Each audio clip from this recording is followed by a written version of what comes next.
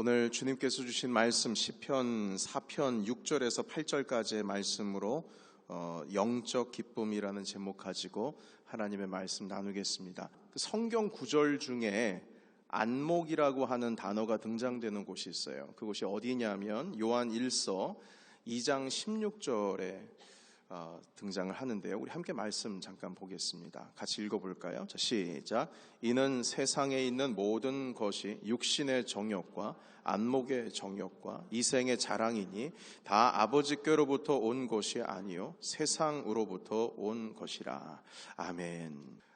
안목의 정욕과 여기서 이 안목이라고 하는 단어는 사물을 보고 분별하는 견식, 어떤 보는 눈의 능력, 이것을 뜻하는 것이죠. 예를 들면 저 사람은 옷을 고를 줄 아는 안목이 있다, 이렇게 표현한다면 이 사람이 무엇이 스타일리시한 옷인지를 보고 고를 줄 아는 실력이 있다는 겁니다. 보는 능력이 있다는 거죠. 이렇게 안목이라고 하는 것을 뭘 볼 줄 아는 눈, 그것을 의미하는데요. 우리에게 있어서는 세 가지의 안목이 있습니다. 첫 번째는 육신의 안목이에요. 육안이라고도 하죠. 우리가 육신의 눈으로 직접 보는 걸 의미합니다. 두 번째는 정신적인 안목이 있습니다. 이것은 심안이라고 하죠. 마음으로 보는 눈입니다. 세 번째는 영적 안목이 있습니다. 이것을 영안이라고 하는데 이것은 영으로 보는 눈을 말합니다. 보편적으로 사람들은 젊을 때에, 한참 어리거나 젊을 때에 육안에 치우치는 것이 일반적이라고 해요. 눈에 보이는 거, 그것을 기쁨으로 누리고 눈에 보는 것, 즐기는 것을 되게 좋아하지요. 그래서 어린 아이들이 아이돌이다, 가수들, K-팝 스타다, 배우들 쫓아다니고 이렇게 팬덤 이루는 것들 보게 되면은 젊은 사람들이 대부분 많습니다. 보는 것, 즐기는 것, 그것을 직접 보고 느끼는 것, 그것을 더 우선하는 삶을 살아가죠. 그런데 사실 일생 동안 이 심안이라고 하는 거, 마음으로 보는 눈도 있고 영으로 보는 영안이라고 하는 것도 있는데, 일생 동안 육안으로만 보고 만족되는 삶에서 그 인생을 마치는 사람들도 있습니다. 참 안타깝죠. 그 세계를 넓히지 못하고 육안으로만 만족하는 그런 삶을 살다가 마무리를 합니다. 기쁨에도 세 가지 기쁨이 있어요. 육신의 기쁨이 있고, 정신적인 기쁨이 있고, 영적인 기쁨이 있습니다. 육안, 눈으로 보는 이 보이는 것만이 발달된 사람은 육의 만족, 육의 기쁨이 그게 다라고 생각을 해요. 그나마 정신적인 안목인 이 심안, 마음으로 보는 이 눈이 발달된 사람은 마음의 만족, 정서적인 기쁨, 이런 거를 추구하면서 살아가기도 합니다. 그러나 참된 기쁨과 만족은 육신적인 것, 그리고 정신적인 것에서 만족한다고 끝나지 않습니다. 인간의 존재는 영적인 존재이기 때문에 영이 만족되지를 않는다면, 그리고 영이 기뻐하지를 않는다면 그 영적인 비워진 자리를 채우기 위해서 다른 곳에 에너지를 쏟아요. 육적인 것과 정신적인 만족에 계속 뭔가를 쏟아붓습니다. 그리고 나서 영이 만족이 안 되니까 그쪽에 눈을 돌리는 거예요. 한마디로 엉뚱한 짓을 하는 거죠. 여러분, 그런 것 있지 않습니까? 아이들이 울면 대부분 세 가지 중에 하나입니다. 배고프면 울고요, 그리고 졸리면 울고요, 세 번째는 응아를 하거나 쉬를 했는데 기저귀를 제때 갈지 않아가지고 밑이 짓무르게 되면 아파서 울어요. 보통 이 세 가지를 다 채워줬음에도 불구하고 아기가 울면 뭔가 어딘가 아픈 겁니다. 대부분이 먹고 싸고 재우는 거를 제대로 만족을 채워주면 애들이 건강하게 자라나요. 배고파서 우는데 자꾸 재우려고 하고, 밑이 짓물러가지고 기저귀를 빨리 갈아주고 파우더를 좀 이렇게 때려줘야 되는데 계속 배고픈가 보다 해서 젖병만 물리면 그 울음이 멈추지 않죠.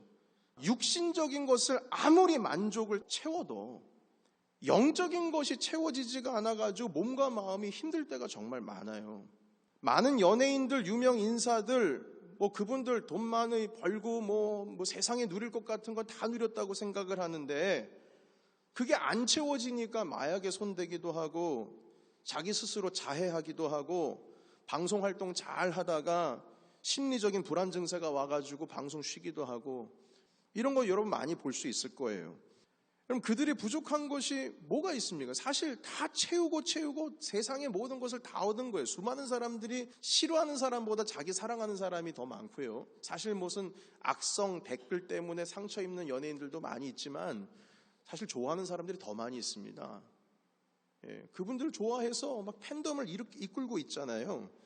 그럼에도 불구하고 뭔가 채워지지 않죠. 아무리 채워놓고 얻고 싶은 것을 얻어도 안 되는 거예요. 결국 채워지지 않은데 자꾸 다른 곳에서 채워지려고 하니까 영적인 것들을 채워야 되는데 다른 곳에서 채워져야 된다고 생각을 하니까 채워도 끝이 없으니까 넘지 말아야 될 선도 넘어버리고 하지 말아야 될 일도 해버리고 그러는 거예요. 여러분, 그런데 이 모든 것 사실 정말 말입니다. 하나님 만나면 사실 다 끝나버리는 거예요. 그래서 사람들이 몰라요.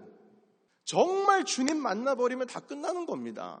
예수님을 인격적으로 주님 만나면 다 끝나는 거예요. 여러분, 오늘 우리에게 주신 하나님의 말씀 시편 4편 7절에 있는 말씀, 다윗이 고백했는데 우리 같이 한번 읽어보겠습니다. 같이 읽을까요? 주께서 내 마음에 두신 기쁨은 그들의 곡식과 새 포도주가 풍성할 때보다 더하니이다. 아멘. 영적인 기쁨을 모르는 사람은 이게 무슨 말인지 못 알아들어요. 주께서 내 마음에 두신 기쁨, 곡식이 아무리 풍성하고 새 포도주가 가득 차 있다 할지라도 그거보다 주님께서 내게 주신 기쁨이 더 좋다는 거예요. 사람들 이해 못하죠. 하나님을 알므로 말미암아 기뻐하고 주님을 만난 경험이 없는 사람들은 이게 무슨 말인지를 몰라요. 육적인 안목으로 보는 육신의 만족보다 더 큰 기쁨이 우리 주 하나님께로부터 나온다고 지금 고백을 하고 있어요. 영적인 만족 모르는 사람 이거 무슨 말인지 모릅니다. 다음 구절 8절 한번 보겠습니다. 같이 읽을까요? 4편 8절 말씀 시작. 내가 평안히 눕고 자기도 하리니 나를 안전히 살게 하시는 이는 오직 여호와이십니다. 아멘. 여러분, 평안히 눕고 자는 거 이거 마음의 평안을 의미합니다. 마음의 평안이에요. 아무리 잘 먹고 편히 쉰다고 해도요, 정신적으로 마음적으로 근심 걱정이 많으면 잠이 안 오잖아요. 하나님께로부터 오는 영의 만족이 결국 내 마음의 평안도 덮어버리게 되는 거. 지금 그걸 고백하고 있는 거예요. 나를 안전히 살게 하시는 분 주님이시다. 여러분, 다윗의 고백이거든요. 다윗이 얼마나 많이 도망 다녔습니까? 사울의 창끝을 피해서 수많은 동굴, 아둘람굴, 십황무지, 광야 수없이 수년 동안 십몇 년을 도망 다녔을 거예요. 그런데 두 다리 잘 뻗고 잘 자요. 여호와는 나의 목자시니 내가 부족함이 없으리로다. 사망의 음침한 골짜기를 다닐지라도 해를 두려워하지 않을 것은 주께서 나와 함께 하심이라. 하나님께서 주시는 영의 만족이 충만하니까 두려움이 없어요. 오히려 쭉 다리 뻗고 잘 자요. 보세요. 내가 평안히 눕고 자기도 하리니. 이 의미는 내 어려움 가운데 있어서도 주님께로부터 안전이 내게 온다라고 내가 확신하고 믿기 때문에 오늘 잘 수 있다는 겁니다. 사랑하는 성도 여러분, 사람은 영적인 존재입니다. 육신의 옷을 입고 살지만 우리는 영적인 존재예요.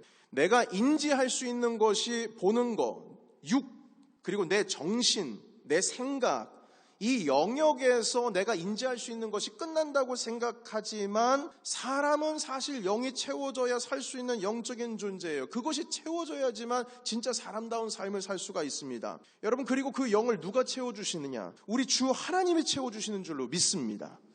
우리에게 그 궁극적인 기쁨을 주시는 하나님을 만나게 될 때에 비로소 우리의 육신도 마음도 평안할 수가 있는 거예요.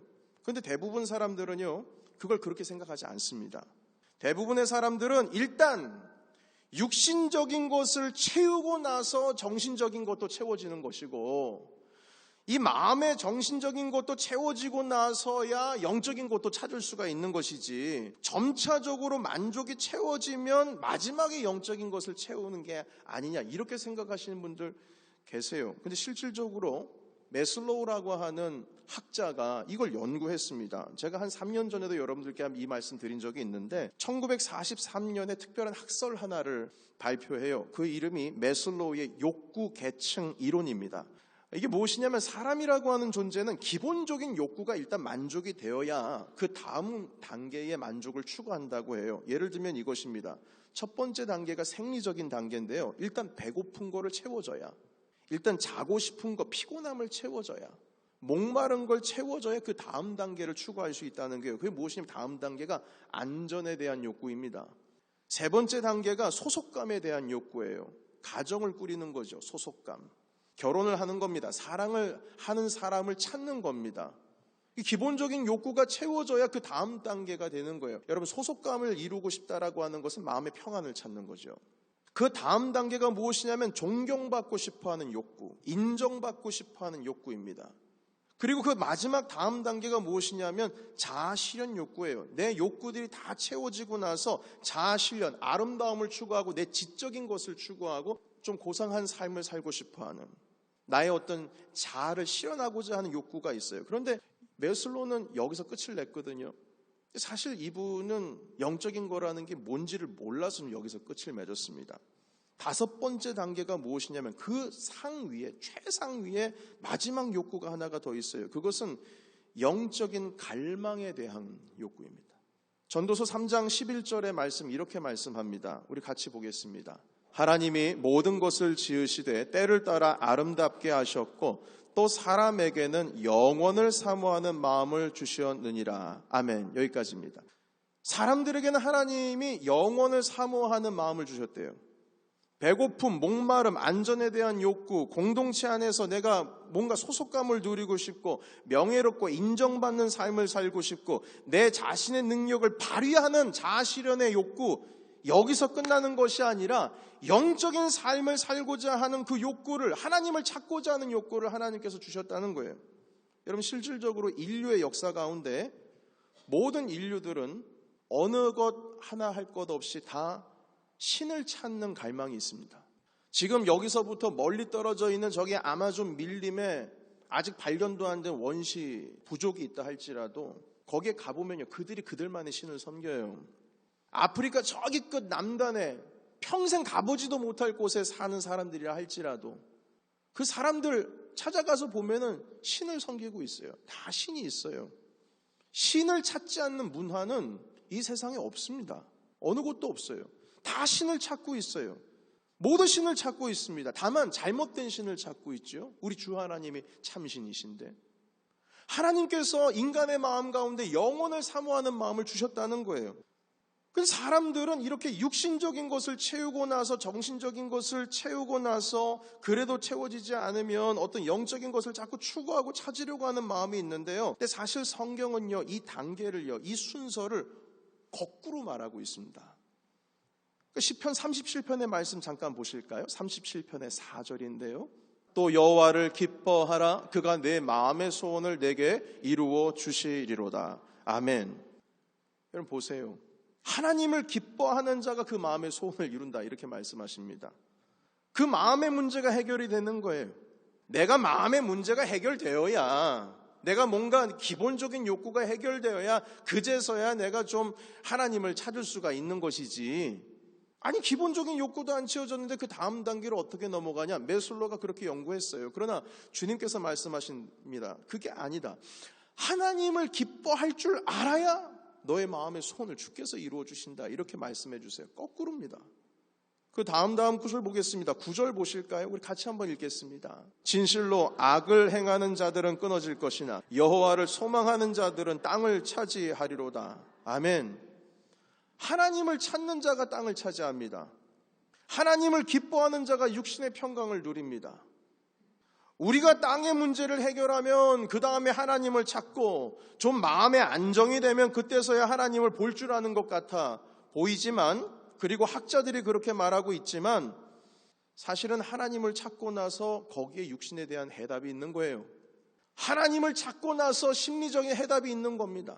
다윗이 평안을 찾고 좀 배고픈데 해결이 되고 나서 하나님을 찾은 게 아니고요.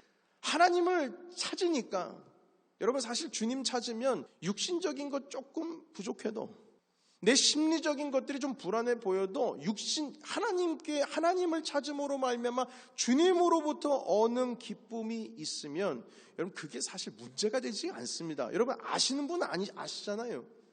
다윗이 수없이 도망가고 배고프고 광야 가운데에서 사울을 피해서 도망가는 인생을 살아간다고 할지라도 그가 여호와는 나의 목자시니 내가 부족함이 없다 이렇게 고백할 수 있었던 건요, 영적인 기쁨이 뭔지를 아는 거예요. 그러니까 육신적으로 위협을 당해도 정신적으로 좀 불안할 수 있는 어떤 상황이 펼쳐져도 그게 문제가 안 되는 겁니다. 문제가 안 돼요. 이게 믿음으로 살아가는 사람의 모습입니다. 우리는 육적인 것을 채우고 나서 정신적인 것, 영적인 것 이렇게 계속 올라가는데 성경은 그게 답이 아니라는 거예요. 우리는 영적인 존재이기에, 인간은 영적인 존재이기에 가장 먼저 하나님을 찾고 그분을 기뻐하는 삶을 살아야 우리의 육신도 정신도 안전하고 평안할 수 있다는 말씀 계속 말씀해 주세요. 한 구절 더 보실까요? 요한 3서 1장 2절. 사랑하는 자여 내 영혼이 잘됨과 같이 내가 범사에 잘되고 강건하기를 간구하노라. 아멘. 내 영혼이 먼저 잘되고 나야 그것이 모델이 돼서 범사가 잘되고 강건한 겁니다. 범사가 잘되고 강건했으니까 이제 네 영혼도 좀 잘되라 이렇게 말씀하는 게 아니에요. 거꾸로예요. 하나님을 찾고 주님을 기뻐하는 그 심령을 그걸 누릴 줄 알아야 우리의 범사와 강건함도 얻을 수가 있다는 겁니다. 다윗이 이런 고백을 했습니다. 시편 19편 9절의 말씀과 10절의 말씀 같이 읽겠습니다. 시작. 여호와를 경외하는 도는 정결하여 영원까지 이르고 여호와의 법도 진실하여 다 의로우니 금 곧 많은 순금보다 더 사모할 것이며 꿀과 송이꿀보다 더 달도다. 아멘. 9절을 보겠습니다. 어떤 사람은 말씀 공부하는 것, 하나님의 말씀 묵상하는 것, 이거 참 지루하게 느끼는 사람이 있는가 하면 지금 이 시편 19편을 쓴 다윗의 경우에는 하나님 말씀하는 거를 금보다 사랑한다. 10절입니다. 순금보다 더 사모한다. 그리고 송이꿀보다 달다. 이렇게 표현하고 있어요. 여러분, 이건 영적인 기쁨이 뭔지 누리지 못한 사람은 이거 무슨 말인지 이해 못합니다. 그런데 다윗은 그게 아니에요. 하나님의 율법의 말씀, 이 법이라고 하는 것은 사실 이 시편에서 다윗이 말하고 있는 이 말씀은 창세기, 출애굽기, 레위기, 민수기, 신명기입니다. 토라예요. 하나님의 말씀. 그 생명의 말씀이 순금보다 귀하고 송이꿀보다 달대요. 이렇게 말할 수 있는 이유는 이 사람이 지금 영의 만족이 무엇인지 그 기쁨이 무엇인지를 아는 사람이니까 지금 이렇게 말하는 겁니다. 주님 만난 게 뭔지를 아는 거예요. 교회는 영적 기쁨을 추구하는 곳입니다. 육신적인 것, 정서적인 걸 만족하려고 교회 와서 주님 찾는 거 아닙니다. 결국 궁극적인 것은 주님으로부터 오는 영적인 만족을 누리기 위해서 오는 거예요. 매슬로우의 욕구 계층 이론에 따라서 육신적인 것 추구하는 곳이 아닙니다. 물론 교회는 사회적인 약자를 돌보는 곳입니다. 배고픈 자에게는 빵을 줘야죠. 당연히 그거 교회가 해야 할 일입니다. 그러나 그것은 교회만이 할 수 있는 일은 아닙니다. 빵 줄 수 있는 거는 교회가 아닌 것도 할 수 있어요. 그러나 교회만이 할 수 있는 것, 하나님의 예수 그리스도의 몸된 공동체만이 할 수 있는 것, 그것이 있습니다. 하나님을 만나고 주님 안에서 참된 영적인 기쁨이 무엇인지를 깨닫게 하고 하나님의 얼굴을 구할 수 있도록 인도하는 바로 그것이 교회인 줄로 믿습니다. 여러분, 교회는 하나님을 기뻐하는 곳이고 하나님으로부터 만족을 얻는 곳인데 영적인 만족을 누리려고 하지 않고 자꾸 교회에서 다른 곳에서 만족을 얻으려고 한다면 100이면 100 다 상처받습니다. 왜냐하면 영적인 것 제외하고 나머지는 사람이 채워줘야 되는 일이거든요. 인정받는 거, 여러분 하나님께로부터 인정받는 거는 주님을 찾아야죠. 그러나 대부분이 사람들한테 인정받고 싶어 하지 않습니까? 그런데 사람이 하는 일에는 상처받는 거, 이거 시간 문제입니다. 왜냐하면 사람은 사람이니까 연약합니다. 사람은 연약해요. 그 채우는 게 한계가 있습니다. 사람이 줄 수 있는 뭔가에 채워주는 것은 한계가 있어요. 하나님을 기뻐하는 영적인 만족, 이것을 자꾸 찾으려고 하지 않고 주님 안에서 기쁨을 누리고자 하는 그것을 추구하지 않고 이 공동체에서 다른 것을 찾게 되면, 물론 다른 것을 찾기도 찾아야 되겠죠. 배고프면 빵도 먹어야 되겠고, 정서적으로 안정이 안 되면 위로도 받아야 되겠죠. 그러나 궁극적인 것, 정말 궁극적인 것은 하나님을 만나야 되는 것. 주님을 찾아서 주님께로부터 오는 영적인 기쁨이 무엇인지, 예수 그리스도께서 우리에게 돌아가신 그 십자가의 구원이 얼마나 감사하고 감격적인 것인지를, 이것을 알아야 될 줄로 믿습니다. 이걸 알아야 드디어 사람이 성장하기 시작합니다. 여러분, 습관이라는 게 무섭습니다. 사람은요, 매일 아침에 평생을 아침에 빵 한 조각이랑 커피 한 잔을 마시고 신문 보면서 아침을 시작하는 그런 삶을 20년, 30년 살았으면요, 그렇게 아침 시작하지 않으면 불안해가지고 너무 힘들어해요. 여러분 아시지 않습니까? 놀라운 것은 이렇게 나와서 매주일 교회 나와서 하나님 아버지 앞에 예배드리는 거, 이거 자칫 잘못하면 종교적인 습관이 될 수가 있습니다. 안 하면 불안해요. 20년, 30년, 40년 어릴 때부터 엄마 손 잡아가지고 이렇게 아침에 주일마다 와서 하나님께 예배를 드린 이것이 감사한 거지요. 그러나 우리는 주님 앞에 예배할 때 종교적인 습관으로 하는 거 아니에요. 그건 한계가 있어요. 주님을 갈망할 줄 알아야 되고 주님을 찾을 줄 알아야 된다는 겁니다. 오늘도 주님을 만나고자 하는 갈망하는 그 심령으로 있어야 살아가지요. 여러분, 아침에 커피 마시고 빵 한 조각으로 아침 30년을 살았다면은 그걸 안 하면 불안한 것처럼 교회 종교적인 습관으로 주일날 안 오면 불안하고, 여러분 그럴 수 있죠. 그러나 우리는 분명히 분간할 줄 알아야 돼요. 종교적인 습관으로 하나님 아버지 앞에 나오는지, 아니면 오늘도 나에게 생명의 말씀, 진리의 말씀, 생명의 양식을 주시는 하나님의 얼굴에 너무나 갈급해서 오늘도 주님을 찾고 있는지, 이것을 우리가 스스로 살펴봐야 되는 것입니다. 성경은 말씀합니다. 여호와를 기뻐하라. 다른 것을 기뻐하지 않습니다. 여호와를 기뻐하라. 그리하여야 내 마음의 소원을 이루어주신다. 수가성 사마리아 여인 같은 경우에는 사람에게서 만족을 찾으려고 했어요. 예수님이 찾아갔을 때 이미 남편이 5이었습니다. 주님께서 말씀하십니다. 네가 내가 누군지를 알았으면 나에게서 생명수를 달라고 할 텐데 그 생명수는 영원히 목마르지 않는다. 너 남편 5 있지? 놀라지요? 그 남편 5인데 지금 있는 남편도 네 영혼을 만족시켜주지 못하잖아. 아무리 사람에게서 만족을 찾으려고 해도 만족이 안 되잖아. 사람이 바뀌고 아무리 바뀌어도 주님의 영원한 생명수를 먹지 않고서는 6번째 남자든 7번째 남자든 그 남자가 10번째 남자든 만족이 안 되는 겁니다. 이 여인이 가지고 있는 것은 영의 문제가 있는 거예요.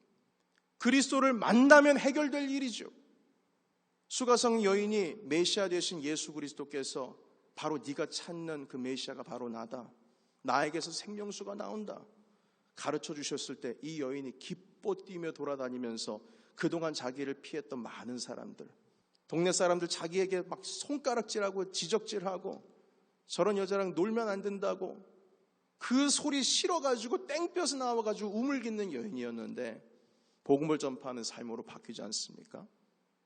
그 삶이 나중에 어떻게 됐는지는 성경은 기록되고 있지 않지만 저는 확신하건대 그 여인은 영으로 사는 법, 예수 그리스도를 찾으므로 말미암아 그 영이 기뻐하는 영적인 기쁨을 알므로 말미암아 그 모든 현실적인 모든 상황들을 이미 극복한 줄로 저는 믿습니다. 하나님을 기뻐하는 것이 무엇일까? 하나님으로부터 만족을 누리는 것이 무엇일까? 도대체 하나님의 얼굴을 구한다는 것이 무엇일까?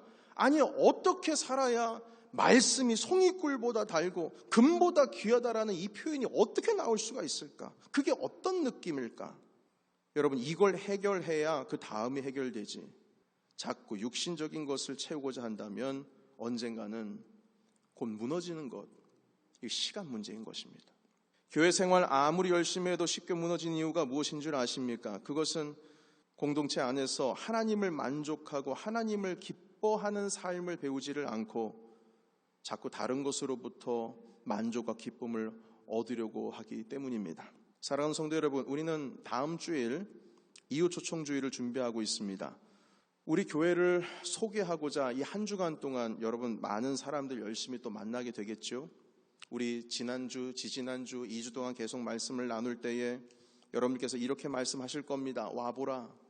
안드레가 형님 좀 와보세요. 베드로를 예수님께 소개했던 것처럼 빌립이 친구 나다나엘에게 와서 봐. 무슨 나사렛에서 선한 것이 나올 수가 있을까? 전혀 그렇지 않을 텐데. 아니, 일단 와서 봐. 예수님을 소개해서 나다나엘이 주님 만나게 했어요. 그래서 그들이 주님을 만나게 됐지요.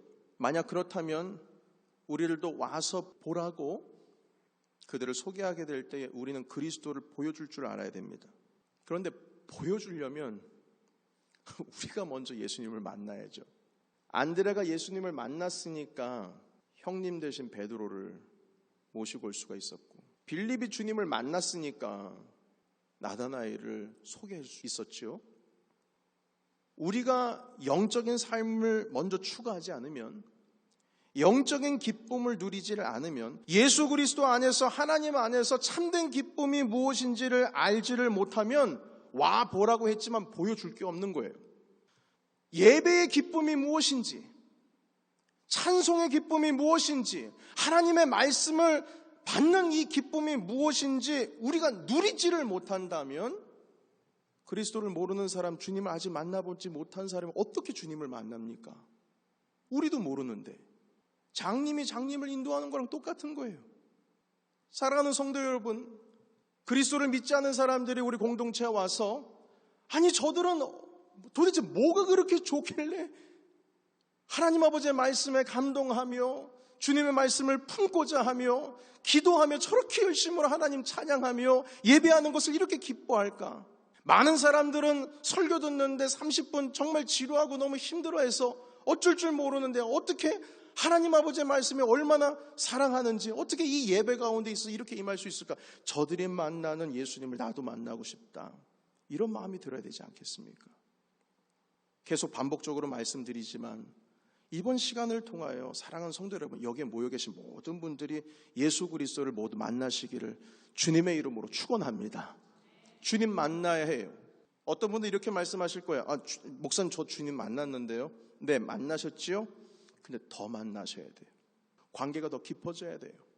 여러분, 부부가 결혼했다고 해서 끝난 게 아니잖아요. 세월이 지나면 지날수록 그 관계가 더 깊어지고 서로 알아가는 가운데 있어서 그 가운데서 더 깊은 사랑을 나눌 수 있지 않습니까? 주님과의 관계도 마찬가지예요. 그냥 몇 년 전, 10년 전, 20년 전 주님께서 나를 구원해 주셨다라고 하는 그 감격으로만 살아가는 거, 그거 옳지 않습니다. 더 깊어져야죠. 더 주님을 알기를 원합니다. 더 주님을 만나기를 원합니다.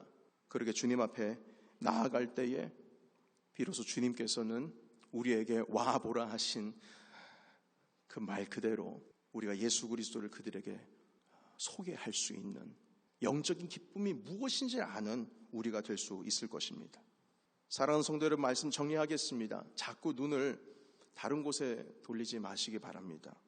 사람에게서 평안 찾는 거, 사람에게서 인정받는 거, 내 자존심을 찾으려고 하지 말고, 자존감을 찾으려 하지 말고 하나님의 얼굴을 구하고 그 안에서 누리는 기쁨이 무엇인지를 알아차려서 그리스도를 모르는 자들에게 그리스도와 함께하는 기쁨을 그들에게도 나눌 수 있는 우리 모든 공동체가 되시기를 예수님의 이름으로 축원합니다.